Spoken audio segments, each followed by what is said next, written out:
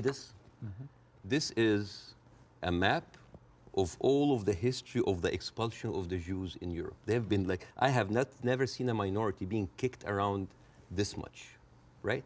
And of course, this comes back to the, the whole idea about the original sin, that you have betrayed Jesus Christ. The blood of Jesus is on your hands. And then comes the 11th century. At that time, Jewish people were not allowed to own land. They were just peasants. Even some of the professions were not even allowed to participate in. But they were allowed to do one thing, usury, money lending, because it was prohibited by the Catholic Church to engage into that. So what happens when you work in money? You get richer, right? And those Jews lived in ghettos. Now, ghettos was not just like isolated neighborhoods in cities. Sometimes ghettos were outside the city. This is like how isolated they were. And in those ghettos, they have to pay gold to the mayor or the governor or the prince or the noble. So they would see, you're getting richer. I need more taxes. So they pay tax. What happens when you have a business and they increase your rent? You increase your service, increase the taxes. So what happened? The Christians started to default. And suddenly, the image of the greedy Jew was created. Shylock, merchant of Venice. This was the kind of oppression that the Jewish people went through. Fast forward 19th century, there was like the Eastern Jew in Ukraine and Russia, and there was the Western Jews in Europe. Those people in the Eastern Jews had to immigrate because there were pogroms and they were like, kicked out. And at a certain point, the people in the West, especially in England, it's like, there are too many Jews. We need a solution. A solution for what? For the Jewish problem. So it's like we need to get rid of them. And you know what? Palestine was not even in the A list. Palestine was in the B list. Because England proposed 6,000 square miles in Uganda for the Jews, 1903. And the reason why Palestine was not on the list, that it was objected by a lot of rabbis that said, like, it's a promised land, but only when the Messiah comes. But there were other options, Argentina, South Africa, Uganda, Madagascar.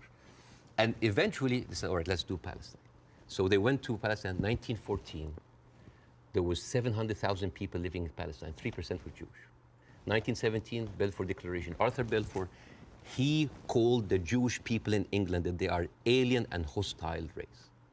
And the thing is, the only Jewish member of the parliament, of the English parliament, Lord Montague, he objects, like, these are British citizens, we should not kick them out. So they pushed them, but it was not going fast enough. Came the Nazis. And then it was not about the solution anymore. It was the end losing, the final solution by Hitler, because he needed an answer for the Jewish question, the Judefrage.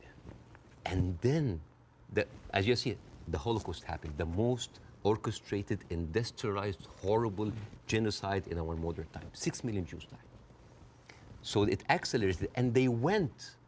First of all, they left Eastern Europe, and they went to West Europe, and they went to America, and they were turned down, and they were pushed towards Palestine. So by 1948, right before the declaration of the State of Israel, there were 2 million people living there. Only 30% of them was Jews. So the whole idea of like a land without a people to a people without a land was a marketing thing. They were already Palestinians. So suddenly, overnight, 1948, there were 1.5 million Palestinians. Half of them, 3/4 of them were overnight pushed into refugees. Yeah. And this is why it's called the Nakba, the catastrophe. So now we have all of this building up into the minds. And suddenly this was like a conflict, a hate, a problem that we didn't have to do anything with. This was basically pushed on us by the Europeans. You see? So this is why it is important to say that. And I'm not saying that just like, let's wipe out the State of Israel, let's like push them in the sea. No, but it's important when you talk about the conflict, that you talk about the root causes. Right? No, there was like a vibrant Palestinian culture happening over there. And right now, they are erasing this culture. Suddenly, I'm thinking of like Israeli feta cheese, Israeli hummus. Oh, that's an insult. Israeli hummus. Come on. I mean, take the land, but leave the hummus, man. I mean, come on. I mean, that's not fair. You are someone who's always spoken against cancel culture. Right now, a whole culture is canceled.